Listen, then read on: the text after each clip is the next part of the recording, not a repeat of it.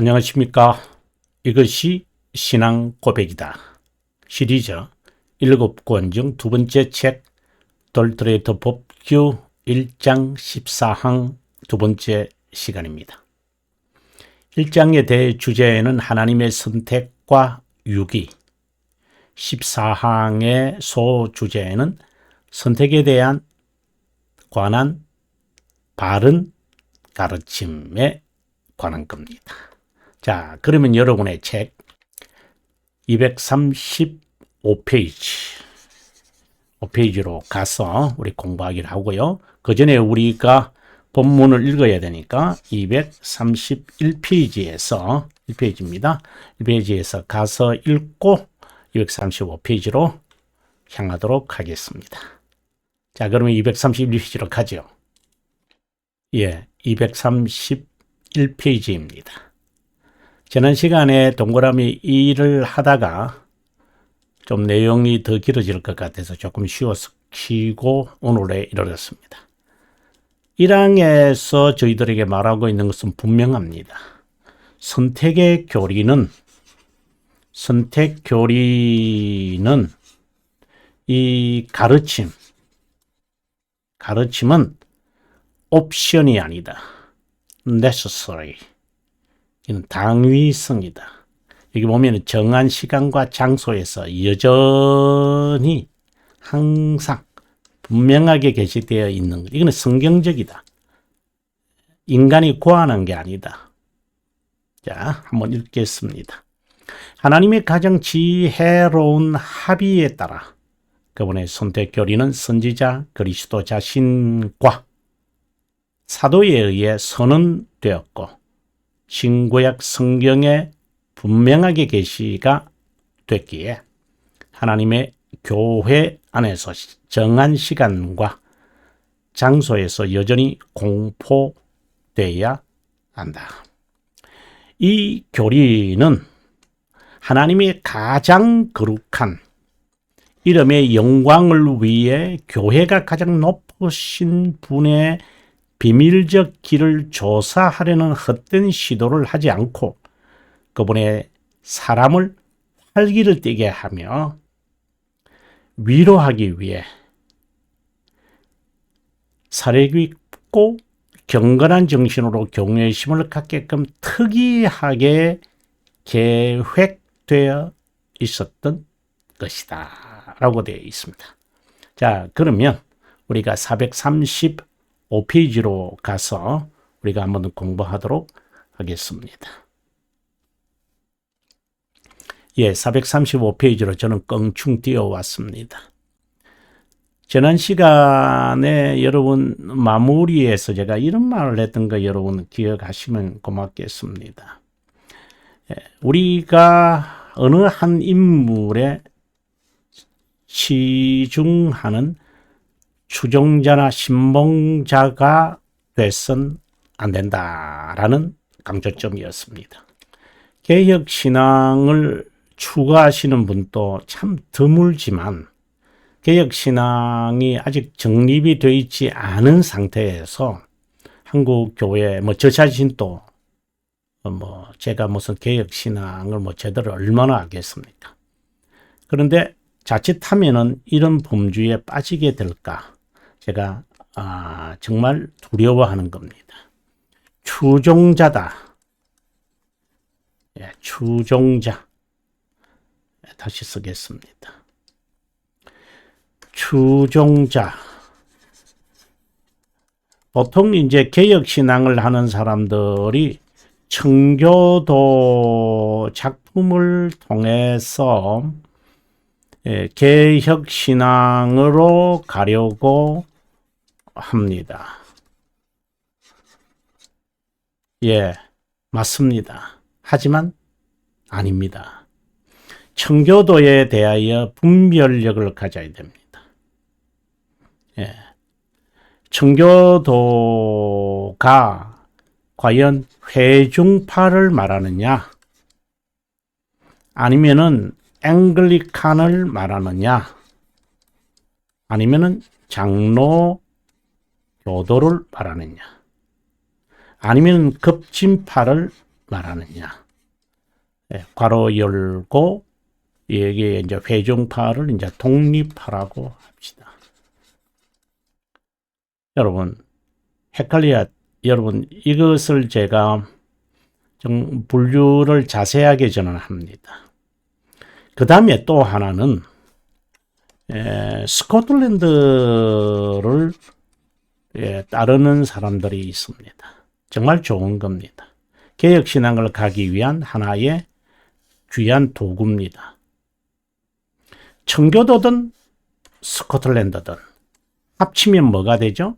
바로 신앙 고백서가 됩니다. 항상 신앙 고백서 중심이어야 합니다. 그러면은 이런 오류의 이 자체가 잘못된 게 아니라 청교도에 치중하는 것에서 벗어납니다.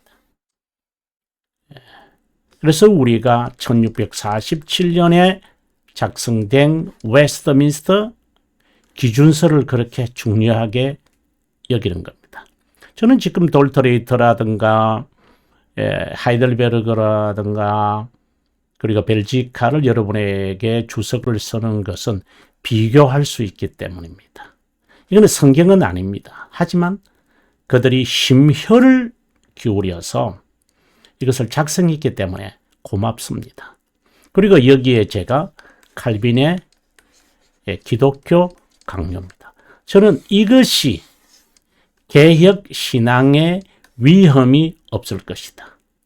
청교도라든가 스코틀랜드의 아주 훌륭합니다. 제가 감히 이렇게 말한다는 자체가 아주 건방지고 이거 시건방지죠. 그러나 저는 역사학자로서 지금 말씀을 드리는 겁니다. 이렇게 부족하다는 것을 제가 전제하면서 말합니다. 제가 결론을 내린 겁니다. 청교도 신앙을 따르고 싶고 스코틀랜드 신앙을 따르고 싶은 제 마음 열정이 있습니다. 하지만 결론에 이르렀습니다. 이겁니다.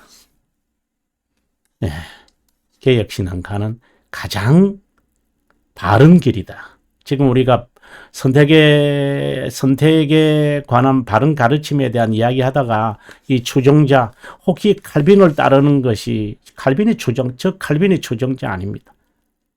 물론 사람들이 그렇게 여기면 저는 정말 안어입니다. 저는 정말 영예로운 말입니다. 하지만 이것을 두 개를 같이 컨비네이션을 하고 싶습니다. 이것이 저의 평생의 작품이라고 저는 봅니다. 신앙 고백서 사지 출는 것이 아니고 이제 새 형식을 위한 단위를 위한 새 형식, 일출을 위한 새 형식인 이 돌터레이터 이런 것들을 제가 주석하는 이유도 그 때문입니다. 자, 본문으로 돌아오겠습니다. 그런데 신앙교리를 가르친다고 하면서 이단 사상 아르미니스주의를 제대로 이해 못한다면 이것도 조심해야 됩니다. 왜? 아르미니스주의는 제가 첫 시간에 제가 여러분 1장 1안 강의하면서 제가 그랬습니다. 서론적으로 아르미니스주의는 로만 카톨릭이다. 어디 안에 있는 개혁 신앙 안에 있는 로만 카톨릭주의다. 로만 카톨릭 쉽게 보면 안 됩니다. 제가 로만 카톨릭 어떻게 본다면은 저희 교단에서 제가 전문적이라고 제가 생각할 수가 있는 제 스스로 생각합니다만, 제가 로만 카톨릭주의와 복음주의라는 책을 번역을 하면서 좀 더 정확하게 제가 알게 되어졌습니다. 그렇다고 부족하면 가르치지 말아야 한다는 것도 아니다. 제대로 파악하고 체험하여 가르치라고 한다면 가르치는 자나 배우는 자가 부지런히 배워야 합니다. 선택교리는 그 진리의 열쇠이기에 반드시 제대로 배우고 가르쳐야 한다. 성경 중심이라는 핑계를 대면서 신앙 고백서, 선택교리를 포함한 말씀과 기강을 소홀히 하는 자가 있다면 여러분 미안합니다. 아르미니스 파에 빠져 있습니다. 기강이 세워져 있어야 됩니다. 음식만 주면 성령 하나님이 알아서 양육할 것이다. 망령된 생각입니다. 모르면 배워야 됩니다. 배우도 모르면 연구해야 됩니다. 연구해도 모르면 교회를 포기해야 됩니다. 소경이 소경을 인도해서는 안 되기 때문이겠죠. 자, 계속해서 읽습니다. 교회, 하나님의 교회는 참된 교회를 말한다. 교회는 교회의 왕, 머리, 남편이 바로 그리스도십니다. 교회는 하나님의 선한 기쁨에서 나온 복음, 그 약속을 차별 없이 평등하게 모든 자에게 공포되어야 한다. 돌토리더 2장 5항에서 자세하게 말합니다. 복음 공포 또는 복음 선포는 교회 임무다. 이것을 전도에만 제한하면 안 됩니다. 전도 플러스 삶이 따라와야 합니다. 삶이 되려면 여러분, 제가 늘 하는 이야기입니다. 비토트가 되어야 합니다. 배워야 합니다. 선택된 자나 유기된 자를 따져서 선포해서는 안 되고 그런 구분을 상상도 하지 말아야 한다. 구분은 하나님의 측면이다. 그분의 권한이다. 우리의 측면은 이제 성경 해석이 이 두 가지 측면이 있어야 한다는 말을 제가 강조하는 이유가 여기에도 있죠. 하나님의 측면에서 보는 선택 교리는 설명입니다. 우리가 보는 데서는 뭐죠? 예, 부지런히 의지적으로 순종해야 됩니다. 이걸 우리가 견인이라고도 하고 거룩함을 이룬다 이렇게도 말합니다. 이 정말 노력이 필요합니다. 칼빈생은 violence endure 이렇게 말합니다. 격렬한 노력이 있어야 한다라는 말입니다. 격렬한 추구가 있어야 됩니다. 인간 측면에서는 그렇습니다. 근데 아르미니스주의자들은 이것만 강조하고 이 측면에서 이렇게 해석하죠. 근데 틀렸습니다. 이거는. 이 측면에서 이렇게 해석되어야 됩니다. 왜? 우리의 측면을 어떻게 기준을 설정할 것입니까? 월권의 행위는 큰 범죄다. 이것이 헷갈려서 하나님의 위치에서 행사하려는 것은 망령된 자세다. 개혁신앙을 고수한답시고 잠정적으로 누군가를 유기된 자라고 여기는 자가 있다면 개혁신앙에 탈을 쓴 거짓 신자다. 정말 거짓 신자입니다. 그 다음에 계속해서 읽겠습니다. 더욱이 지리적 복음 공포만이 유일한 복음 선포라고 말하는 것도 저는 조심해야 한다고 봅니다. 자, 그 다음에 계속해서 한번 읽겠습니다. 동그라미입니다. 선택 교리는 하나님께 영광을 돌리고 인간의 상상력을 금한다는 법이다. 하나님의 영광. 제가 첫 번째 강의할 때 14항 약간 제가 언급을 했습니다. 선택 교리는 교회가 알려야 할지 말아야 할지 선택 사항이 아니다. 분명히 이제 선언하죠. 수행해야 된다. 이 교리의 성격은 가장 신성하고 거룩한 그분의 백성을 활기차게 활동하게 하고 위로를 주는 거다. 이 교리를 선포하는 자의 자세는 사려깊고 경건한 정신과 경외심을 가져야 한다. 우리는 이 교리가 선택된 자에게 활기와 위로를 주는 것임을 안다. 선택의 주체는 하나님, 대상은 타락한 인간, 목적은 그 중. 자, 이 말이 타락한 인간이다. 예, 그 중에 선택된 자를 이제 deliver 하는 거잖아요. 여러분, 우리가 구원이라고 할 때 한 단어로 이제 명사형으로는 salvation 이렇게 씁니다. 근데 동사로 말할 때는 to save라는 단어 전에 이 전에 to delive라는 단어를 씁니다.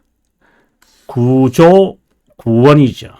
그리고 save 이 보존이라는 게 이걸 이제 합쳐서 salvation 이렇게 단어를 씁니다. 우리 성경을 공부하고자 하는 정말 열정을 가진 분들에게 정말 여러분들에게 추천하고 싶어 하는 책 한 권이 있습니다. 예, 제가 참 즐겨 읽었던 책 가운데 하나입니다. 제가 신대원 시기에만 읽었던 책인데요. 제가 판서에서 여러분 한번 소개해 드리겠습니다. 네덜란드, 그러니까 더치 개혁교회 목사님으로서 더흐라 버가 선, 시몬 게르츠라는 이게 또 SC도 들어갑니다만은 이거는 별로 중요한 것은 아니고 네덜란드 목회자로서 1889년에서 1955년에 세상을 떠나신 분인데 그가 쓴 유명한 책이 있습니다. 그게 바로 Deliverance and Promise라고 하는 책입니다. 우리말로는 박문재 목사님, 이 번역 참 잘하시죠. 구원과 약속, 약속과 구원, 어떻게 번역이 돼도 관계 없습니다만, 이 외에도 이분이 쓴 책이 죄송합니다. 이게 순서가 바뀌어졌습니다. 예. 약속과 구원, 약속과 구원. 제가 Promise and Deliverance라는 책입니다. 꽤 책으로 두텁죠. 한 3권, 4권으로 되어 있고 이것에 대한 공부하는 그런 공부책도 있습니다. 이 책을 정말 여러분들에게 제가 소개합니다. Promise and Deliverance. 여기서 이제 Deliverance라고 하는 이 말이 No deliverance, where there is no deliverance, no salvation 이렇게 말할 수도 있습니다. 이것은 빠져나오는 겁니다. 그리고 save 이렇게 되는 겁니다. 그래, salvation 이 두 개를 합쳐서 이제 salvation 비슷한 말입니다만은 이제 두 개가 나란히 놓으면 그렇게 봐야 됩니다. 그러니까 deliverance는 죄에서부터 우리를 석방시키는, 구출하는, 우리가 모세오경에 이어지는 이제 사사겔 여호수아, 사사겔 사무엘상 이런 등등에서 잘 드러나죠. 딜리버런스라는 말이 구원, 이게 구원이라고 번역하셨는데 잘하신 것 같아요. 약속과 구원이라고 하는 책인데요. 여러분 꼭 한번 성경을 정말 공부하고 싶다면 방대한 책인데 여러분 꼭 한번 읽기를 여러분에게 강추 추천합니다. 우리가 다시 본문으로 왔는데요. 하나님의 영광이라고 할 때 발산하는 광채라고 상상할 수 있겠으나 시간에 속하는 자에게 그분에게 자신의 드러남, 그래서 제가 계시다 이런 말을 했습니다. 그분의 영원한 작정이 시간에 있는 인간에게 드러나서 하나님에 대한 지식을 갖게 되므로 찬양과 고백하게 되어진다. 하나님에 대한 지식 바로 실존이라고 했고 우리는 이것을 속성으로 우리가 표현합니다. 그분에 대해 아는 것이 비록 적을지라도 그것만으로도 온전하게 전지하신 하나님이 자신을 계시하기에 온전한 지식이다.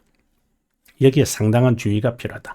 파편적인 지식을 하나님에 관해 함부로 안다고 쏟아내거나 어떤 것도 모른다고 주장하는 잔인한 주장. 자신을 알게 한 것은 그분의 존재에 대한 실존이고 존재가 아니다. 여러분 이것을 제가 늘 여러분에게 강조하고 있는 거잖아요.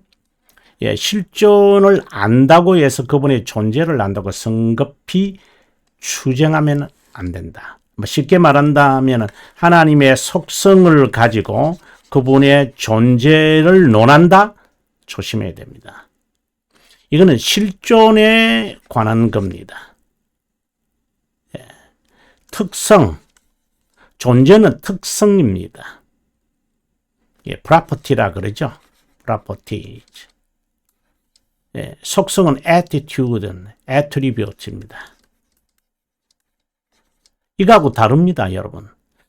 특성은 존재고 속성은 실존과 관련되어 있는 겁니다. 또 비슷하게 말한다면 본질과 관련되어 있습니다. 이거는 본체입니다. 존재죠. 맞습니다.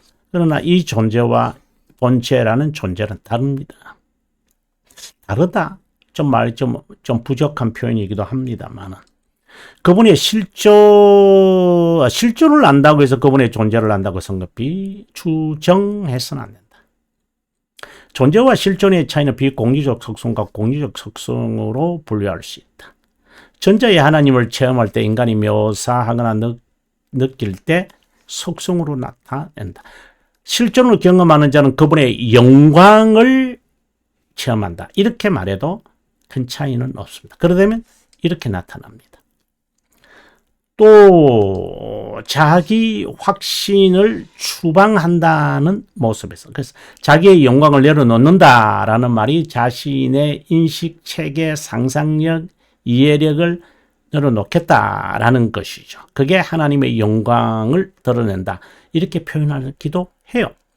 이 모습은 하나님의 아들의 세상에 오심, 초림과 재림에서 여실히 볼 수 있다. 하나님의 아들이 우리에게 자신의 영광, 예수님께서 그러셨잖아요.